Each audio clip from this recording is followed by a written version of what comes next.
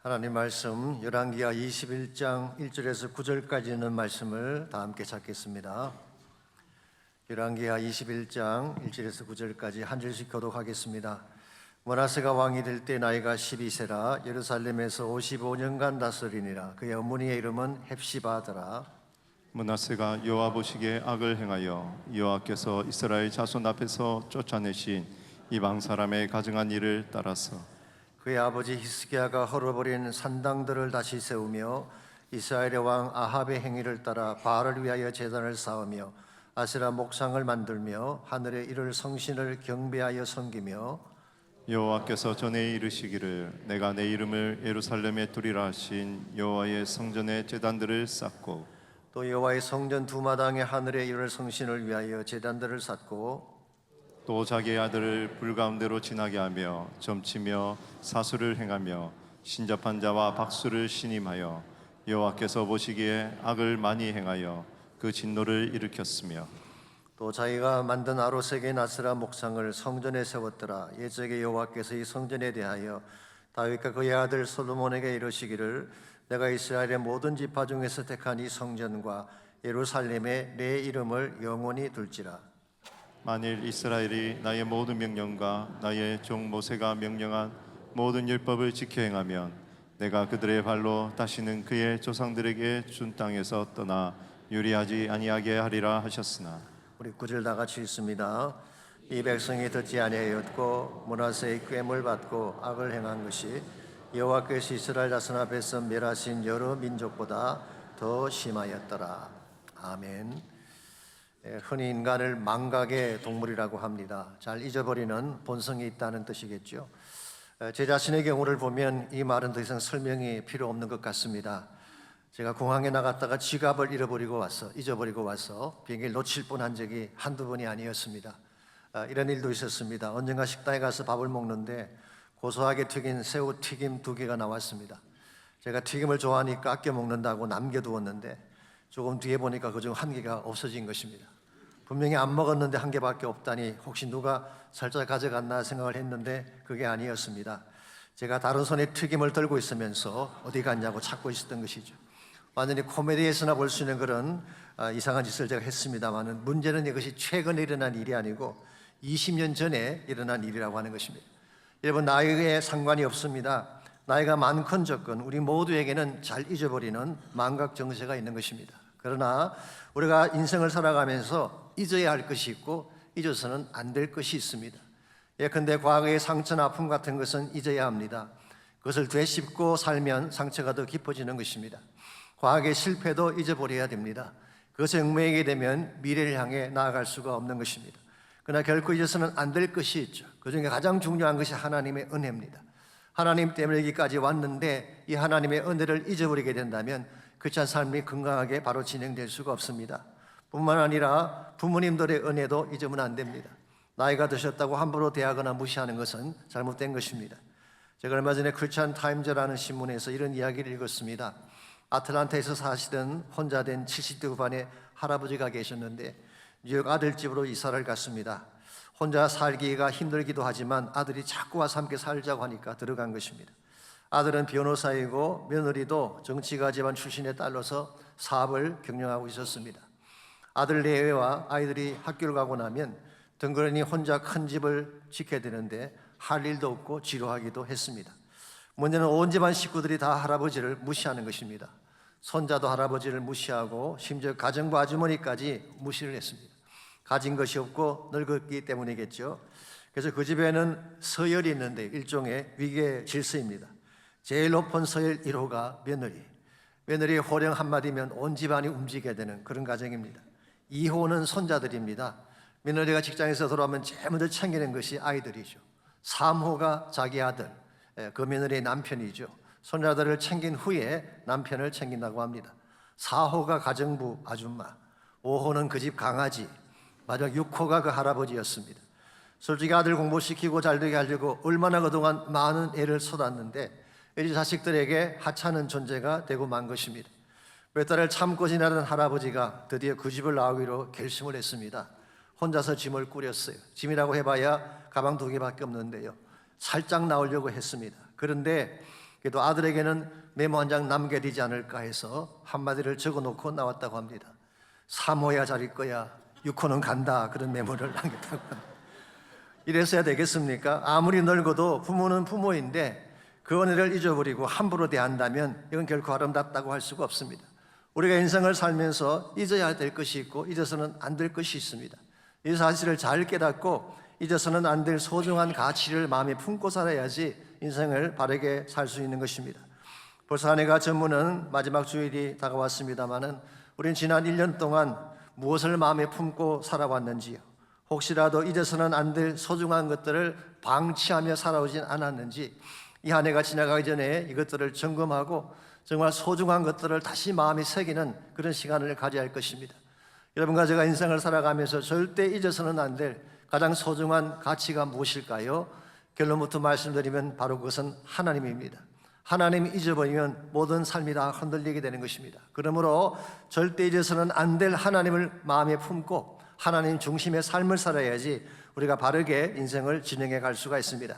우리가 어떻게 하면 하나님과 함께 인생을 살아감으로써 하나님이 기뻐하실 좋은 열매를 남기며 아름답게 인생을 살아갈 수 있을지 오늘 주신 이 본문의 말씀을 가지고 이것을 함께 정리해 보려고 합니다. 오늘 같이 읽은 본문에 보시면 잊어서는 절대 안 될 소중한 가치인 하나님을 잊어버렸기 때문에 파멸의 길로 달려갔던 므낫세 왕에 대한 스토리가 소개가 되어 있습니다. 먼저 1절 말씀 보시면 므낫세가 왕이 될 때에 나이가 12세라 예루살렘에서 55년간 다스리니라. 그의 어머니의 이름은 헵시바더라. 이 말씀에 보게 되면 므낫세가 왕이 될 때 12세라고 했는데요, 이 므낫세의 아버지가 누구였나요? 히스기야 왕이었죠. 그 유명한 히스기야의 아들입니다. 그런데 나이가 12살밖에 안 됐다는 것을 보게 되면 히스기야가 어떤 상황이 있을 때 이 아들을 낳은 것일까요? 기억하실지 모르지만 히스기야가 질병에 걸렸다가 15년 연장을 받지 않습니까? 그 기간 동안에 낳은 아들이에요. 아마도 병에서 고침받고 3년째 되던 해에 이 아들을 낳은 것 같습니다. 히스기야가 죽었다면 낳지 못할 아들인데 이 아들이 태어났으니 얼마나 애지중지했겠습니까? 그래서 히스기야는 그 아들의 이름을 므낫세라고 지었어요. 므낫세라는 이름의 뜻이 뭘까요? Forgetting, 잊어버림이라는 의미를 가지고 있습니다. 아마도 죽음의 질병, 그 절망의 아픔을 잊어버리자, 그래서 그렇게 이름을 지었던 것 같습니다. 사실은 창세기 보게 되면 이 이름은 일찍이 요셉이 첫 아들을 낳았을 때 지은 이름이죠. 아신 대로 요셉은 애굽에 팔려가서 파란만장한 고난을 겪지 않았습니까? 그러나 불구하고 하나님께서 애굽 땅에서 아들을 낳게 하셨어요. 그때 그 아들의 이름을 므낫세라고 지었습니다.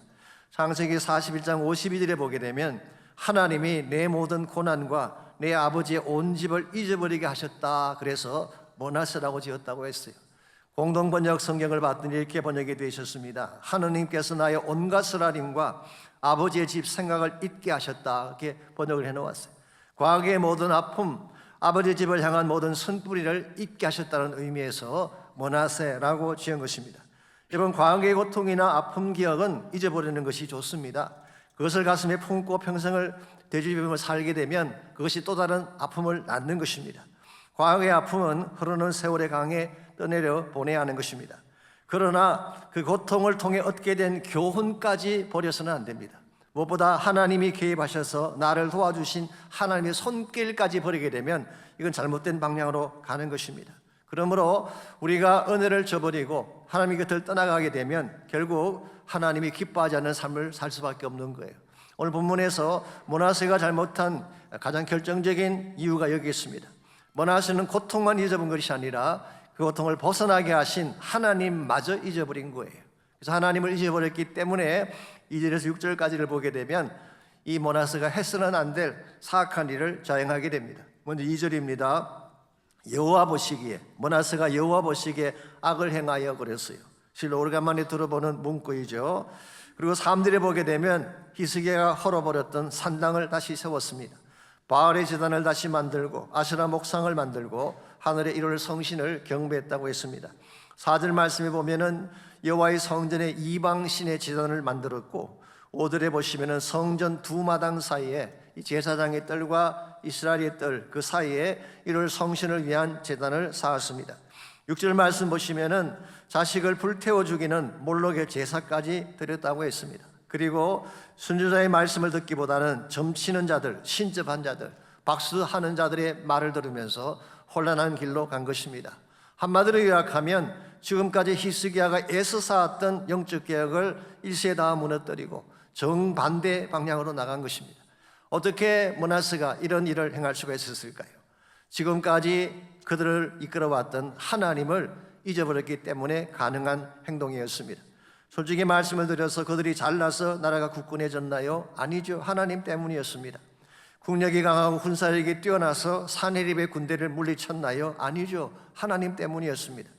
자기 아버지 히스기야의 죽음의 질병에서 건져내시고 그렇게 해서 태어나게 된 것이 므낫세인데, 이와 같은 사건들이 우연히 일어난 행운일까요? 아니죠. 하나님 때문이었습니다.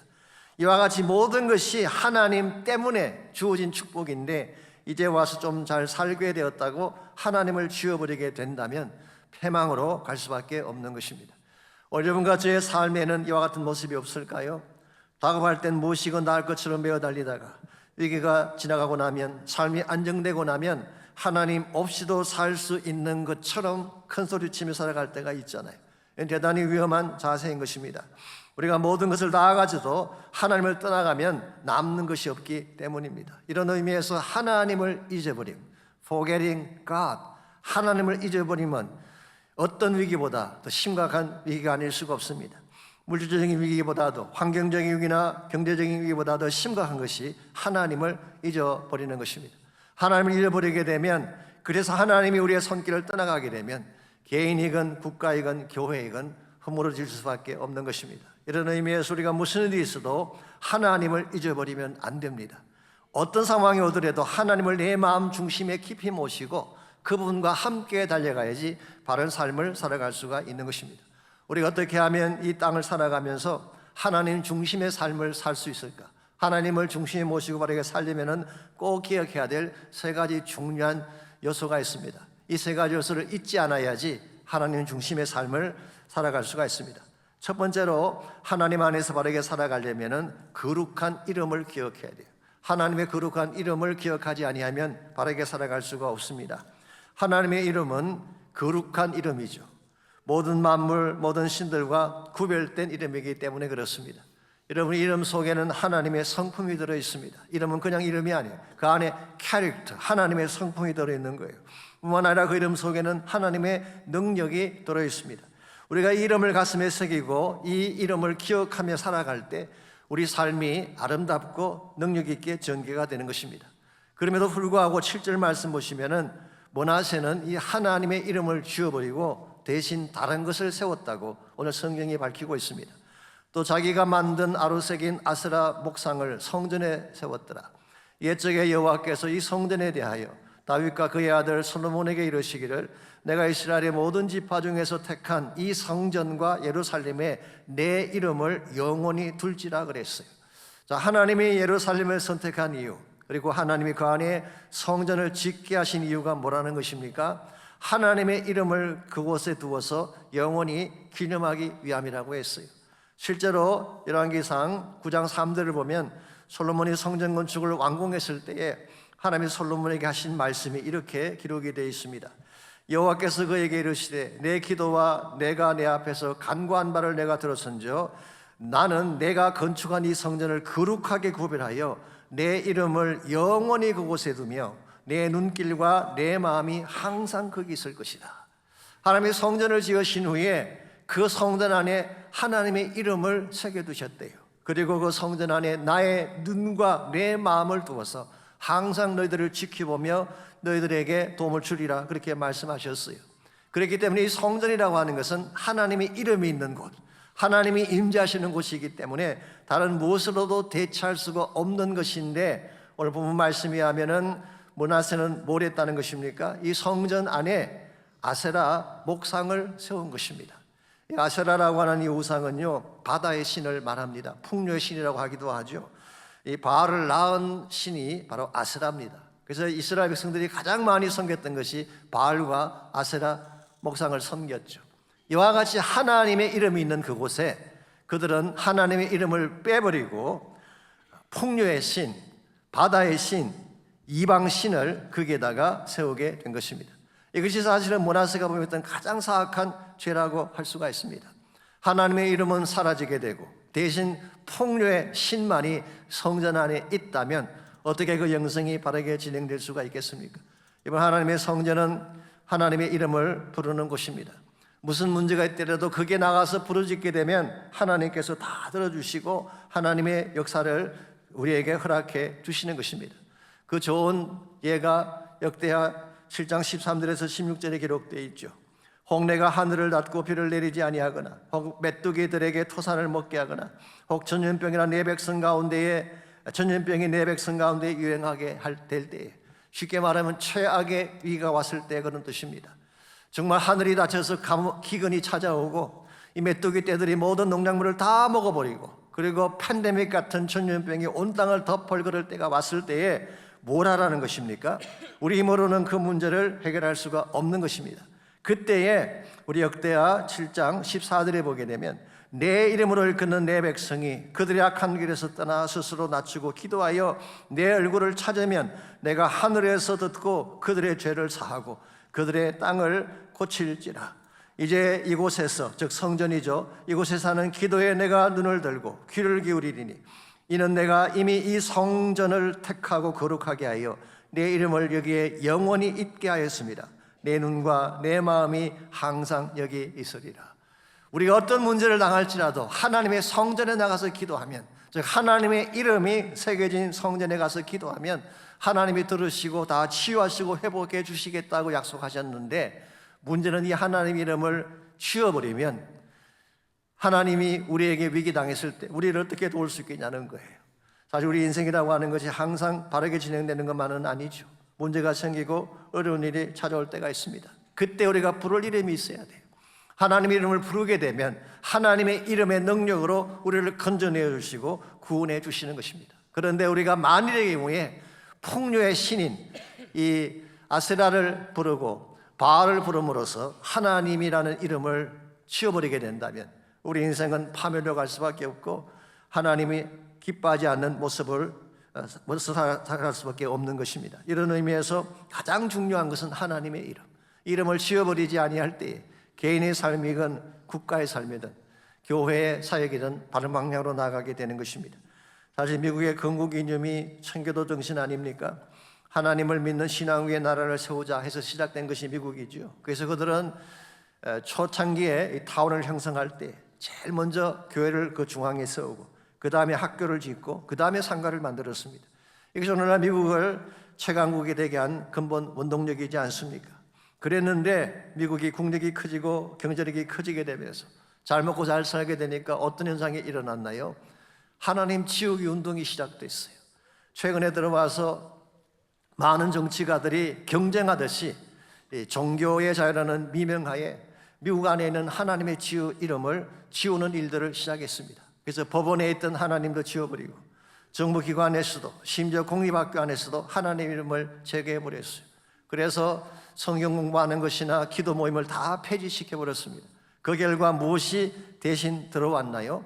마약이 들어왔습니다. 폭력이 들어왔어요. 동성애가 들어온 것입니다. 여러분 기억하십시오. 하나님 이름에 빠진 교육은 타락한 문화를 양성할 뿐이지 절대로 우리 자녀의 앞날을 바르게 인도할 수가 없는 것입니다. 저는 교회도 마찬가지라고 생각을 합니다.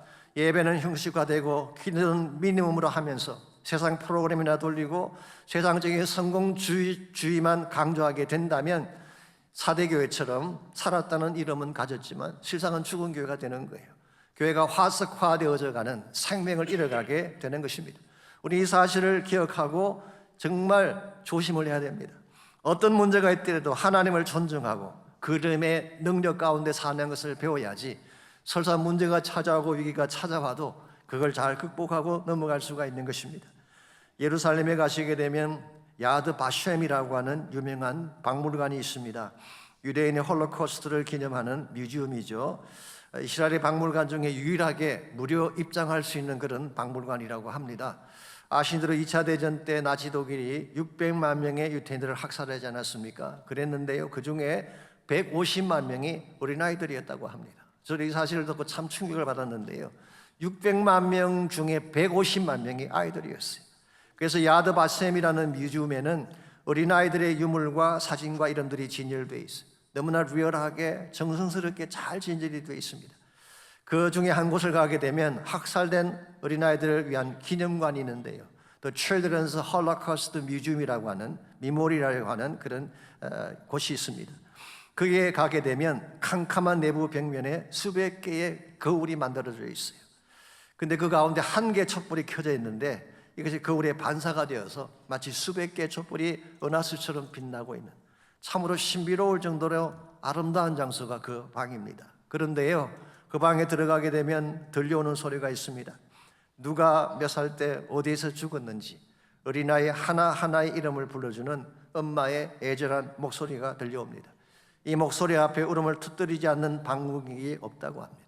이 기념관은 자신의 아이를 잃어버린 어머니 한 분이 전 재산을 틀어서 세운 것이라고 합니다마는 왜 이와 같은 기념관을 세웠을까요? Forgive but not forget. 용서는 하되 절대 잊어버리지 말라고 하는 이 사실을 고취하기 위함입니다. 여러분, 야드 바셈이라는 이름이 어디에서 온 것일까요? 성경에서 왔습니다. 이사야 56장 5절에서 온 것입니다.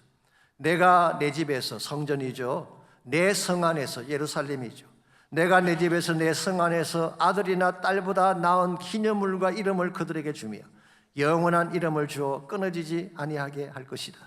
여기 보시게 되면 기념물과 이름, memorial and name, 혹은 기념의 이름이라는 단어가 나오는데요, 이것이 히브리 말로 야드 바셈인 것입니다. 이런 의미에서 오늘 이 말씀을 통해 그들에게 던지는 메시지는 이런 것입니다. 비록 너희가 아들, 딸들을 잃어버렸지만 너무 슬퍼하지 말아라. 너희들이 이와 같은 전쟁 중에 이와 같은 비참한 상황 가운데서 너희들의 아들과 딸을 빼앗겼지만 너무 슬퍼하지 말아라. 그 대신 내가 영원한 이름, 결코 잊지 아니할 이름을 너희에게 주리라. 영어 성경 보시면은 I will give them an everlasting name that will endure forever.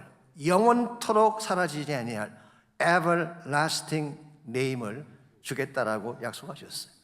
여기서 말하는 everlasting name이 누구 이름을 말할까요? 아이들의 이름이 아닙니다. 하나님 이름을 말하는 것입니다. 세상은 너희들에게 비극을 안겨주었지만 그러나 나는 내가 준비한 나의 영원한 이름을 너희에게 주리라. 이 이름과 함께 남은 생애를 달려가라고 격려를 하신 것입니다. 그래서 그들은 이와 같은 것을 잊지 않기 위해 야드 바셈이라고 하는 기념관을 세우고 지금도 그들은 이 기념관을 통해 그 정신을 고취하고 있습니다. 어쩌면 이것이 이스라엘 민족을 그 숱한 고난에도 불구하고 무너지지 않게 만들었던 이유일 수도 있습니다.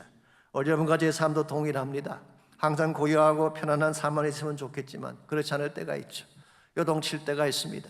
억울한 사건들이 일어날 때가 있죠. 그때 여러분이 불러야 될 이름이 있어야 돼요. 바로 그 이름이 하나님의 이름입니다. 능력이 필요하신 분들 엘샤다의 이름을 부르십시오. 전능하신 하나님의 이름을 도와주실 거예요. 승리가 필요하신 분들 여호와 니시의 이름을 부르십시오. 하나님이 승리의 깃발을 여러분에게 안겨주실 것입니다. 위로가 필요하신 분들 엘로의 하나님을 부르십시오. 나를 감찰하시고 내 아픔의 소리를 들으시는 하나님, 이 하나님 바라볼 때 위로가 주어지는 것입니다. 치유가 필요하신 분들 여호와 라파 이름을 부르게 되면 질병이 떠나가고 고침 역사가 일어나는 것입니다. 하나님의 이름 안에 모든 능력과 모든 치유와 모든 회복이 다 들어있기 때문에 아무리 세상이 척박하고 험악해도 이 이름을 간직하고 사는 인생은 결단코 흔들리지 않습니다. 그 이름의 능력 안에서 승리할 수 있게 되는 것입니다. 그러므로 남은 생에 여러분 모두가 하나님 이름을 가슴에 새기고 그 이름의 능력으로 살아가시기를 축원합니다. 두 번째로 하나님 안에서 바르게 살려면은 언약의 말씀을 기억해야 됩니다. 언약의 말씀을, 하나님이 우리와 언약을 체결하시고 주신 약속의 말씀들이 있죠. 이 말씀들을 기억할 때 이 말씀이 우리를 바른 길로 인도하시고 우리를 보호해 주게 되는 것입니다. 8절 말씀 보겠습니다. 만일 이스라엘이 나의 모든 영광과 나의 종 모세가 명령한 모든 율법을 지켜 행하면 내가 그들의 발로 다시는 그의 조상들에게 준 땅에서 떠나 유리하지 아니하게 하리라 하셨으나, 여기 보시면은 나의 모든 명령과 나의 종 모세가 명령한 모든 율법이라는 단어가 나오죠. 이것은 한마디로 말하면은 하나님 이스라엘과 언약을 체결하시며 주신 언약의 말씀을 말하는 것입니다. 하나님이 이스라엘과 언약을 체결하지 않았더라면 이 말씀을 주실 이유가 없죠. 이 말씀은 필요가 없는 것입니다. 그런데 언약의 백성이 되었기 때문에 언약의 백성답게 살게 하기 위해 주신 것이 바로 하나님의 말씀, 율법의 말씀이 되는 것입니다. 그러므로 하나님이 이스라엘 백성에게 주신 율법은 그들을 속박하고 얽매려고 주신 게 아니에요. 악한 이방 문화로부터 그들을 보호하고 가나안 땅에서 풍성한 삶을 살라고 주신 것이 바로 하나님의 말씀이었습니다. 실제로 하나님의 말씀 속에는 하나님이 주기를 원하시는 모든 축복이 다 담겨져 있습니다. 만일 이스라엘 백성이 그렇게 말씀대로만 살았더라면 더 이상 유리방황하지 않고 약속의 땅에서 평강 속에 살았을 것인데 문제가 무엇인가요? 9절 말씀 보겠습니다. 이 백성이 듣지 아니하였고 므낫세의 꾀을 받고 악을 행한 것이 여호와께서 이스라엘 자손 앞에서 멸하신 여러 민족보다 더 심하였더라. 하나님은 모든 축복을 주시기 위해 말씀을 주셨는데 그들은 이 말씀을 듣지 않고 리젝트한 것입니다. 그 대신에 므낫세의 꾀에 넘어갔다고 했습니다. 므낫세의 꾀이 무엇을 의미하는 것일까요? 하나님 말씀의 길을 버리고 아수르의 길을 따르자고 하는 유혹이었습니다. 쉽게 표현하면 세상 방식대로 살자는 거예요. 뭐 때문에 진리를 이야기하고 바른 길을 이야기하느냐, 쉽게 살자, 그런 유혹에 넘어간 것입니다. 오늘 우리 주변에도 이와 같은 유혹이 많이 있죠. 말씀이 밥 먹여주냐, 쉽고 적당히 타협하며 살자, 이런 유혹들이 많이 있잖아요. 여기에 넘어가게 되면 사탄의 수정으로 떨어지게 되는 것입니다. 그런데 이 말씀을 가슴 속에 새기고 말씀대로 살게 되면 하나님이 어떻게 하실까요? 우리 인생의 앞날을 보장해 주시고 진정한 차원의 형통을 주시는 거예요. 그래서 여호수아 1장 7절과 8절에 보게 되면 하나님이 여호수아에게 주신 약속의 말씀이 이렇게 기록이 되어 있습니다. 오직 강하고 극히 담대하여 나의 종 모세가 내게 명령한 그 율법을 다 지행하고 우러나 좌로나 치우치지 말라. 그리하면 어디로 가든지 형통하리니 이 율법책을 내 입에서 떠나지 말게 하며 주야로 그것을 묵상하여 그 안에 기록된 대로 다 지행하라. 그리하면 내 길이 평탄하게 될 것이며 내가 형통하리라. 아시지만 이 말씀은 여호수아가 어떤 상황에 있을 때 주어진 말씀인가요? 가나안 전쟁을 앞두고 두려움 가운데 있을 때 주신 말씀이에요. 아시는 대로 가나안 안에는 가나안 7족이라고 하는 강한 민족들이 기다리고 있습니다. 그들을 제거시켜야지 땅을 정복할 수가 있는 것입니다. 그런데 지금 여호수아는 모세는 세상을 떠나버렸고 본인이 이제 리더가 됐는데 그 엄청난 과제를 앞에 놓고 어찌 두렵지 않을 수가 있겠어요? 그때 하나님이 주신 약속이 이것입니다. 좌로나 치우치지 말고 세상 따라 살지 말고 말씀대로 해보라는 거예요. 그러면 내가 너에게 형통을 줄 것이다. 이게 성경이 말씀하고 있는 참된 말씀의 축복의 내용인 것입니다. 여러분과 제가 건강하고 바른 크리스찬 삶을 살아가려면 말씀의 길을 따라야 되는 것입니다. 우리 인생 앞길에도 가나안 7족이 있죠. 우리는 원하지 않지만 언제 갑자기 찾아와 우리를 공격할 수많은 대적들이 기다리고 있습니다. 그런데도 불구하고 그들에게 눌리지 아니하고 그들을 쳐서 무찌르고 바르게 진행해 가려면 말씀이 필요한 것입니다. 이 말씀 속에 여러분과 제가 필요로 하는 모든 것들이 다 들어있기 때문에 말씀 붙들고 살게 되면 반드시 이길 수가 있고 형통할 수가 있는 거예요. 마이크 맥킨토시가 쓴 책 중에 성경과 사랑에 빠지라고 하는 책이 있습니다. 그 책에 보게 되면 톰 행스가 주연했던 Cast Away라고 하는 영화에 대한 이야기가 나옵니다. 아시는 분 아시겠지만 페덱스 직원이었던 주인공이 비행기가 추락하는 바람에 무인도에 떨어져서 살게 되죠. 말할 대상도 없고 연락할 곳도 없고 도움을 청할 곳도 없는 모든 것이 단절된 곳이 무인도였습니다. 그런데 거기서 한 5년을 살다가 천신만고 끝에 구출이 되어서 나온다는 이야기죠. 영화의 마지막 장면이 이렇게 되어 있습니다. 겨우 살아서 자기 집에 돌아왔더니 부인은 자신이 죽은 줄 알고 다른 남자와 결혼해 사는 것으로 영화가 끝나지 않습니까? 참으로 얄팍한 여인의 심정. 아쉬운 것은 결말을 영화가 적고 있습니다만은, 그런데요, 몇 년 전에 슈퍼볼 광고에서 이것을 패러디해서 다음과 같은 영상을 제작해 방영한 적이 있습니다. 주인공이 소품을 하나를 들고 집을 찾아갔습니다. 그때 여자가 나오죠. 그때 그 소품물은 자신이 무인도에 있는 동안에 5년 동안 이 여인에게 전달하기 위해 뜯어보지 않고 그대로 간직했던 것이다 라고 하면서 그 여인에게 그 소포를 전달합니다. 그러고 나서 왜 주인공이 궁금해서 물었어요. 그 여자한테 도대체 그 안에 무엇이 들어있느냐고 물었더니 여자가 대답을 했습니다. 별것 아니에요. 그냥 이멀전스 패키지라고 해서 그 위성 셀폰 하나하고 위치 추적기, 나침판, 정수기, 그 시한 몇 개라고 대답을 합니다. 사실은 비참한 무인도 생활을 벗어나게 할 모든 것이 뜯지 아니한 소판에 다 들어있었던 것인데, 그것을 뜯기만 했더라면 무인도에서 그렇게 오랫동안 고생할 필요가 없었는데, 그것을 뜯어보지 않았기 때문에 5년 동안 모진 고통과 아픔을 겪게 된 것입니다. 마이크 맥킨타시는 그 뜯지 아니한 소포, 이멀전시 패키지를 성경이라고 소개를 했습니다. 여러분, 성경 안에는 어떤 위기가 찾아오든 다 해결할 수 있는 해답이 준비가 되어 있습니다. 그걸 뜯기만 하면, 열어서 나의 말씀으로 받기만 하면 그 모든 축복을 소유할 수가 있는데, 오늘 수많은 사람들이 이 말씀을 덮은 채 살아가고 있습니다. 말씀 없이 살다 보니까 문제가 생기면 당황하게 되고 무모한 고난의 과정을 통과해야 되는 것입니다. 그러나 말씀의 이 장을 열게 되면 그 안에 하나님이 준비하신 해답이 있어요. 그 해답을 붙잡아야지 바라는 인생을 살 수가 있는 것입니다. 이런 의미에서 여러분 모두가 다가오는 새해는 말씀과 함께 달려가시기를 축원합니다. 말씀을 순종하며 살아가 보십시오. 여러분이 행하지 못할, 이루지 못할 사역이 이루어지게 되고 놀라운 형통의 결과가 주어질 것입니다. 이와 같이 여러분과 제가 하나님 안에서 바르게 살아가려면 1차적으로는 하나님의 이름을 새겨야 돼요. 하나님의 이름 없이는 우리는 한순간도 살 수가 없습니다. 둘째로 말씀을 품고 살아가야 됩니다. 그때 우리에게서 죄의 유혹이 떠나가게 되고 인생의 바른 길을 찾게 되고 모든 문제의 해답을 우리가 누리게 되는 것입니다. 마지막 세 번째로 우리가 하나님 안에서 바르게 살아가려면 베푸신 은혜를 기억해야 돼요. 하나님의 은혜를 기억해야지 우리가 바르게 살 수가 있는 것입니다. 오늘 본문에서 므낫세의 악행을 정리해 보면요, 우상을 섬기고 성전을 회파했다고 했는데요, 여기서 끝나지 않습니다. 16절을 보시면요, 그것 외에도 또 무죄한 자의 피를 심히 많이 흘려 예루살렘 이 끝에서 저 끝까지 가득하게 했다고 했어요. 므낫세는 단순히 우상 섬기고 성전 회파하는 것으로 끝나지 않고 무고한 사람들의 피를 흘린 거예요. 여기서 무고한 사람의 피라고 하는 것은 무고한 선지자들을 처형한 죄를 말하는 것입니다. 그래서 유대인들의 전승에 의하면 므낫세가 처형했던 선지자들 중에 이사야가 포함되어 있습니다. 이사야는 톱으로 켜서 두 동강에게 나서 순교했다고 기록을 하고 있어요. 그래서 히브리서 11장 37절에 보게 되면 믿음 때문에 죽은 영웅들을 나열할 때 돌로 치는 것과 톱으로 켜는 것과, 이게 이사야의 케이스예요.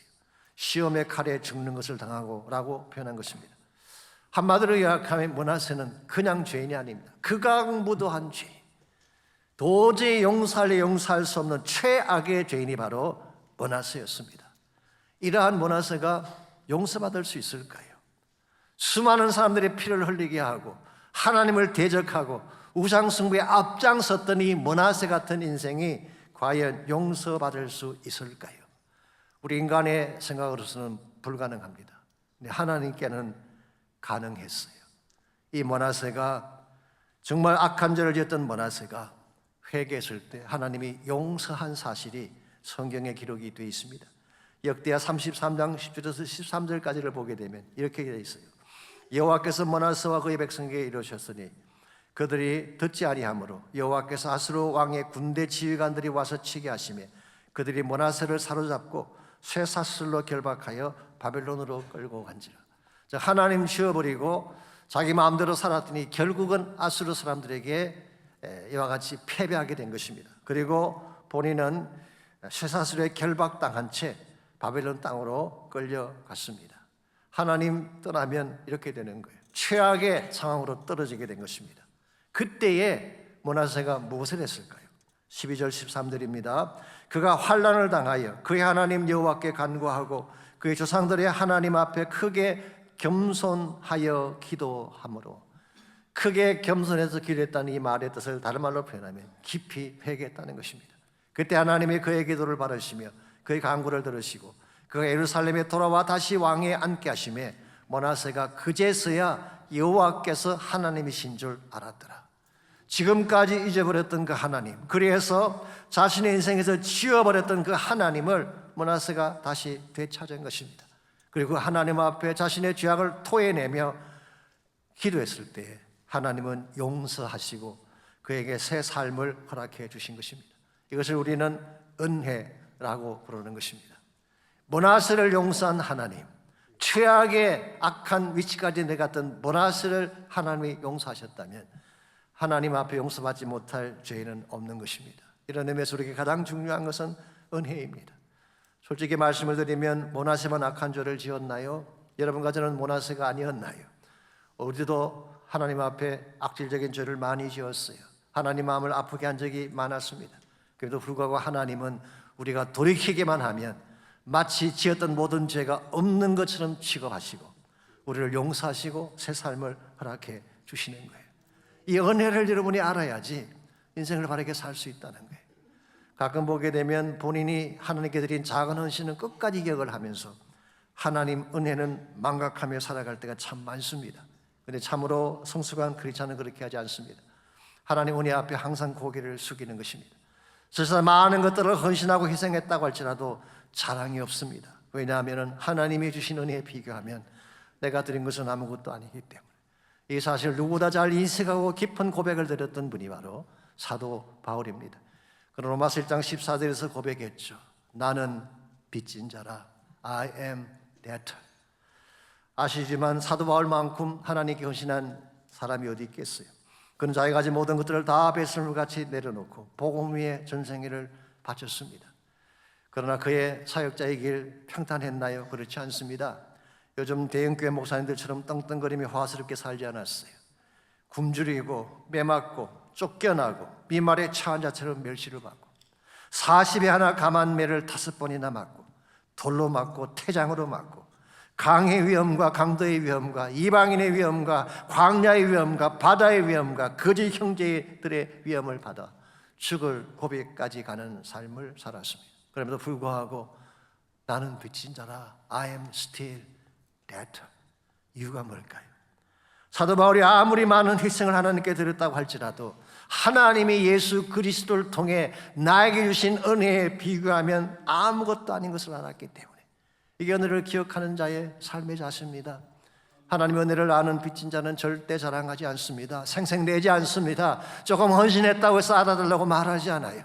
모든 수고를 다 하고도 마땅히 해야 될 것을 한 것뿐이라고 고백하며 주님의 은혜를 찬송하며 사는 자가 성경이 말하는 성숙한 그리스도인의 모습입니다. 1725년도에 영국 런던 근교에서 존이라고 하는 한 남자아이가 태어났습니다.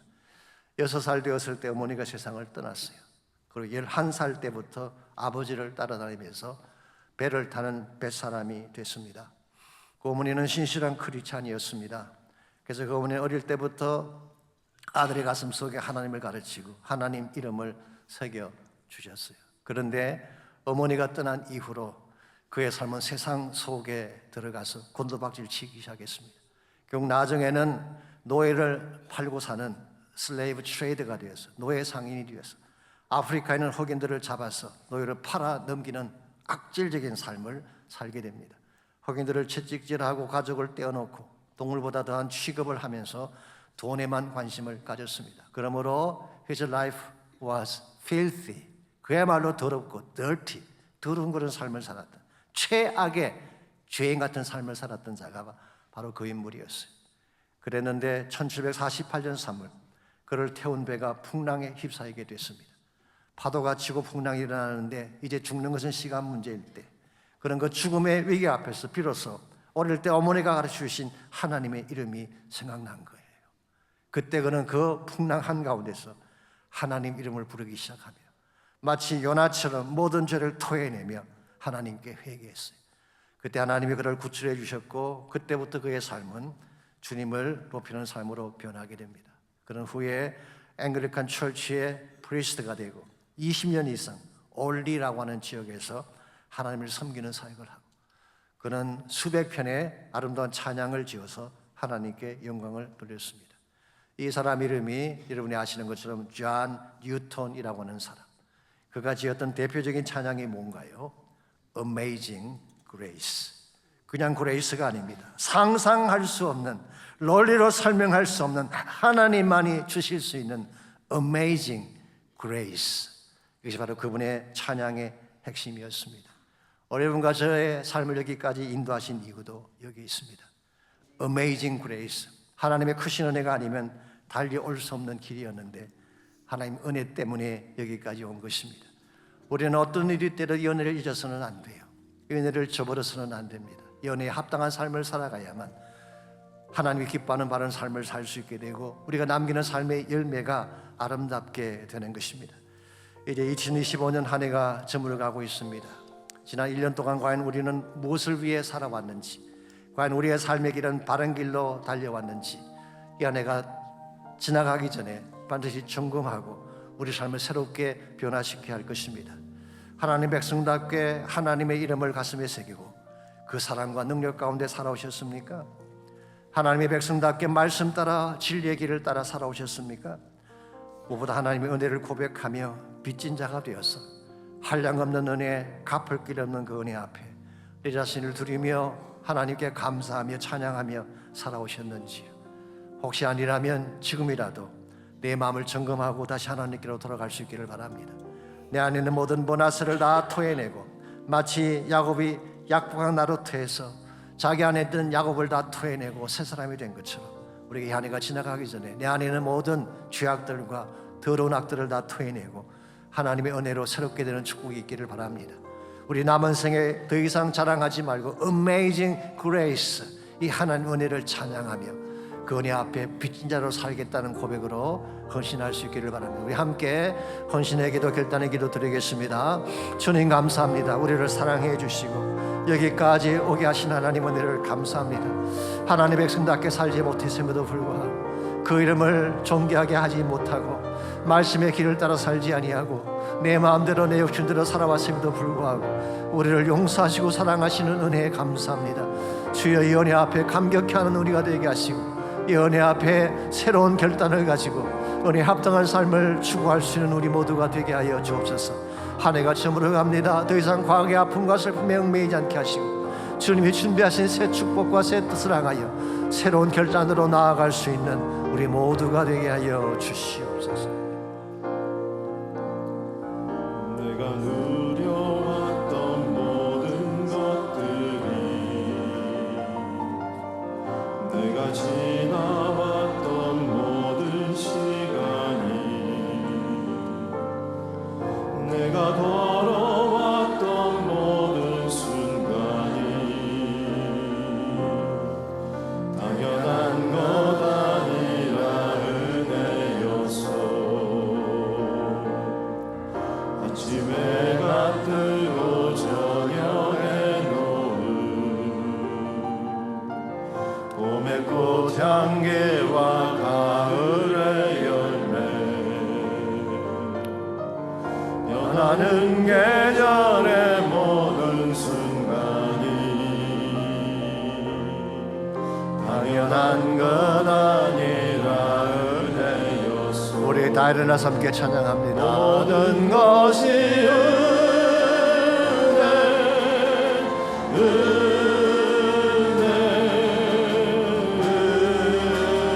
은혜, 한없는 은혜.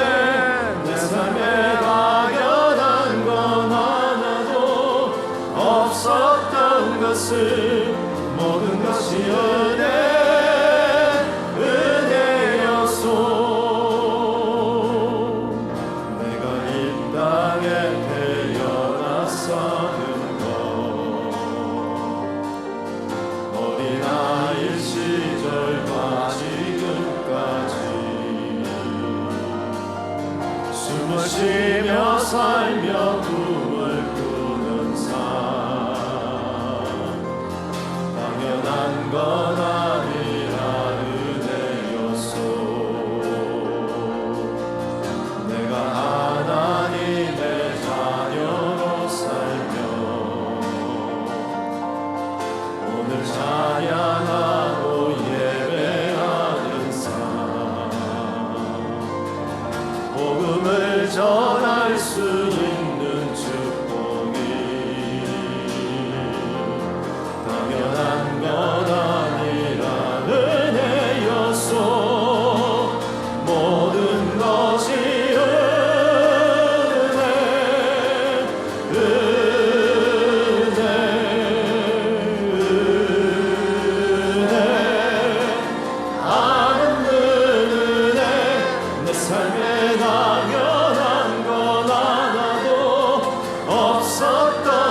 것은 모든 것이 은혜였소. 모든 것이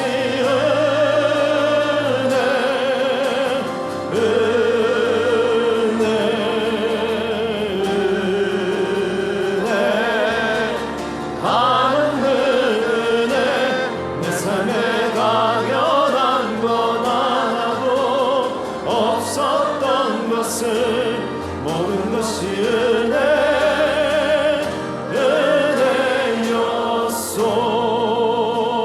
은혜였소. 하나님 감사합니다. 이 은혜를 깨닫게 하시고 이 은혜 안에 살 수 있는 특권을 주신 것을 감사합니다. 우리 남은 생에 나를 자랑하지 않게 하시고 나의 공로에 세우지 않게 하시고 오직 하나님의 은혜만을 고백하며 은혜에 합당한 삶을 살아서 주의 영광된 목적에 쓰임받는 우리 모두 되게 하여 주시옵소서.